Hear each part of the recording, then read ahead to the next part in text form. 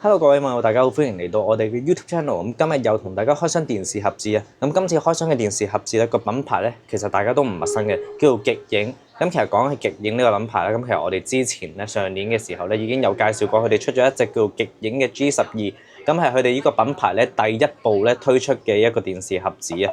咁今次咧佢就推出呢個 G12S。咁佢最大嘅唔同有啲係咩咧？咁其實最大嘅唔同咧就係個價錢方面。佢呢一隻係叫做平價版嘅呢個 G12啊，咁佢個建議零售價咧只係1080蚊。咁我哋想知道究竟呢一個1080蚊嘅電視盒子同佢上一代嘅 G12有啲乜嘢唔同嘅咧？咁呢條片我哋同大家去講下嘅 ，Let's go！好啦，咁我哋開箱之前咧，咁我同大家去講下個包裝係點嘅樣先。咁我哋其實對比翻上一代嘅 G12啦，咁其實上一代嘅 G12咧，佢嘅包裝盒係黑色嘅。咁而今代嘅 G12S 咧，見到佢其實包裝盒咧係變咗灰色嘅。咁個包裝盒面頭咧一樣有呢個電視盒子嘅外觀啦。咁同上一代一樣啦，佢都係一個 S 型嘅設計嘅。咁前面可能就有啲紅外線嘅 sensor 啊等等啦。咁而下面咧，佢亦都有少少一個電視盒子嘅賣點咁，包括佢支持呢個1000M 嘅上網速度嘅連線啦。咁佢有一個8K Ultra HD 嘅一個解像度嘅支援啦。咁佢用呢個2GB RAM 同埋16GB ROM 嘅。咁呢一樣嘢咧，咁就同上一代唔同啦，因為上一代嘅 G12咧係一個4GB RAM 同64GB嘅版本，而今次咧就係2GB 加16GB嘅。咁我哋睇埋側邊啦，咁我哋都見到其實佢支持呢個藍牙5.2啦，運行呢個 Android 12作業系統啦，咁支持一個語音嘅辨識啦，同埋佢係支持呢個 WiFi 6嘅。咁我哋睇埋另一邊啦，佢支持2個 USB 頭嘅，咁行呢一個 Cortex A53嘅 CPU 啦，同埋佢有一個4核心嘅 GPU 嘅。咁呢啲所有嘢啦，咁其實同上一代咧基本上係冇乜分別嘅，最主要唔同就係個 RAM 同埋 ROM 嘅問題。我諗佢雖然都係例牌一樣啦，但係都係聲明翻先。咁其實呢個電視盒子咧係唔可以拎翻大陸使用同埋銷售嘅。咁所以如果你拎翻大陸用嘅話，有機會會鎖機嘅。另外佢上面都有個免責聲明咧，其實就係講翻佢係支持一個互聯網嘅連接嘅。咁佢內置咧係冇任何 Apps 嘅。咁但係如果你翻到去自己裝其他 Apps 嘅話咧，咁同呢一個電視盒子品牌啊或者呢一個電視盒子係冇關係嘅。咁所以如果有一切嘅法律責任啊或者成咧，咁大家咧就係要自己去負責翻嘅。好啦，咁我哋驟眼睇咧，其實我哋見到佢整體嘅硬件配置啦，咁同上代好似唔係好大嘅分別。最主要嘅分別就係 RAM 同 ROM。咁係咪因為咁樣所以就相差600蚊咧？咁其實又唔係嘅。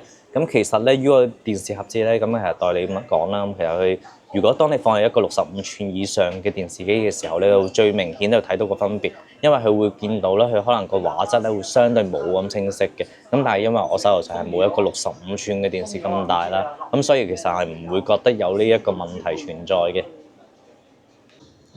好，咁我哋做得開箱啦，咁例牌都同大家睇下入邊有啲咩配件。咁我哋打開呢一個包裝盒先。咁我哋打開個包裝盒之後啦，咁其實我哋會見到咧，咁佢就有個機頂盒嘅設計啦。咁我哋擺埋一邊先。咁我哋睇埋入邊有啲乜嘢啦。咁佢今代咧入邊咧，佢就係有一個遙控器啊。咁遙控器嘅設計咧，同上一代咧大同小異一樣嘅。咁另外咧，佢就有一個 HDMI 嘅線啦。咁同埋佢有一個充電嘅火牛嘅。咁呢個充電火牛啦，佢好似 EV Pad 咁樣咧。咁佢會有2個頭可以俾你選擇嘅，你可以選擇一個英規嘅3個頭啦，或者可以選擇北美嘅雙腳扁頭嘅。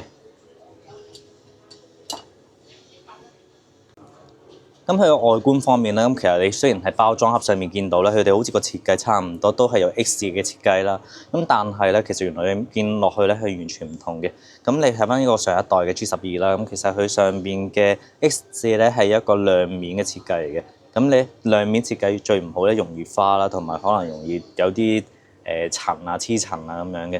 咁但係今代咧，其實你見到佢係一個磨砂嘅設計嚟嘅，整體全部都係磨砂設計，咁就相對地冇咁容易花，冇咁容易黐塵，亦都唔會咁容易會黐手指紋嘅。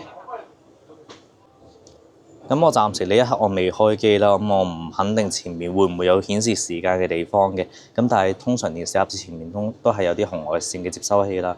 咁我哋側邊咧咁就有呢個支持 SD 卡啦，同埋有2個 USB 2.0嘅頭嘅。咁我哋另埋後面啦，咁後面咧咁佢亦都有一個 DC 嘅電源插頭啦，有一個 HDMI 嘅插頭啦。咁如呢一個咧係上網線嘅插頭啦。咁如果你有上網線就插上網線，冇上網線就連 WiFi 嘅。咁另外亦都有一個 AV 嘅插頭嘅。咁另一邊咧就乜都冇啦。咁我哋同埋底部啦，咁底部咧亦都只係話唔可以返大陸使用嘅啫。咁基本上你第一次去用呢個電視盒子啦，其實都係使用方法好簡單啦。咁你係插電源先，插呢個 HDMI 同埋插呢個上網線嘅。咁我哋而家咧就插咗線先，咁我哋就插咗呢個 HDMI 頭啦。OK。咁跟住我哋插埋呢個電源頭啦，同埋插埋呢個上網線嘅。咁我就放低佢。好啦，咁你見到開機個畫面啦，同上一代一樣啦，咁都係顯示極影 Get Max 嘅，咁有一個白色嘅畫面。咁而我哋入去嘅時候咧，就係咁嘅樣。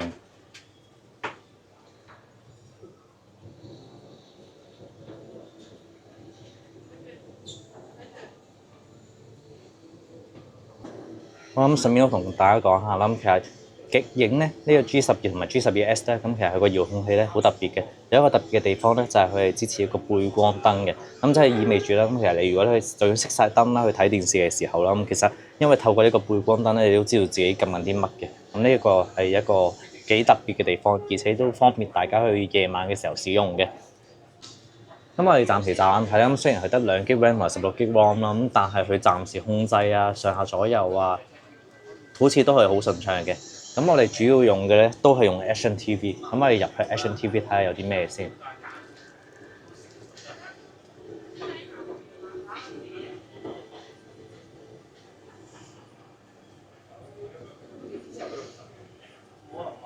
咁我哋入到去 Action TV 之後啦，其實你見到個界面同上一代一樣。咁其實你可以見到所有嘢基本上同上一代一樣嘅。咁我哋撳埋上去，我哋撳埋去最右邊啦。我哋撳埋最右邊啦，你都見到啦。會唔會一個平價版之後咧，咁就冇呢個電視冇呢一個電話版咧？其實唔會嘅，因為就算呢個1080蚊呢個新嘅電視盒子，雖然平咗，咁但係佢依然係可以支持個手機版嘅。咁呢個手機版功能咧，佢最特別就係每60日咧就可以領取一次啊！咁你其他嗰啲電視盒子好似華為啊、UVPad 咧，就每個月去綁定一次。咁呢個咧就每60日就可以領取一次嘅。咁中間啦，60日之內咧，你可以隨時換第二部機都得，冇問題嘅。咁另外你睇個分類咧，你可以見到啦。咁其實同之前嘅一樣嘅，咁一樣係有新上映啦、熱播啦、高分啦、藍光極清等等。咁變相啦，咁佢支持藍光嘅話，其實佢出嚟播放嘅影片咧，都係幾唔錯嘅啲質素，咁但係咁頭先都講過啦。咁如果當你部電視機去到65寸或以上嘅話咧，咁佢個分別咧就會相對更加明顯嘅啦。好，咁總括嚟講啦，呢一個極影 G12S 咧，咁佢個賣價1080蚊啦，同佢原本 G12個建議零售價啦，咁就相差600蚊左右嘅。咁最主要嘅分別啦，咁就係佢個 RAM ROM 少咗啦。咁但係雖然佢係 RAM ROM 少咗，但係當你如果唔需要裝好多唔同嘅 app 之外咧，之後嘅話咧，咁其實我覺得整體嘅體驗咧，其實同你1680嗰個唔差太遠嘅。咁我覺得如果你話你想揾一隻性價比高嘅電視盒子咧，咁呢一隻極影 G12S 咧，都係一個唔錯嘅不二之選嚟嘅。而且去到呢一個價錢啦，亦都一樣係支持呢個手機版啦。咁我覺得如果你要揾一個平平啲嘅電視盒子嘅話，咁不如揾呢個極影 G12S 好過啦。好啦，今次關於呢一隻極影 G12S 嘅開箱咧，咁就到呢度啦。咁如果中意我哋嘅影片嘅話，記得 CLS 即係 comment、like、share 我哋嘅 YouTube channel，撳埋個鐘仔，咁我哋有啲咩新片咧，就會第一時間同大家分享嘅。今集嘅時間就差唔多啦，下次見，拜拜。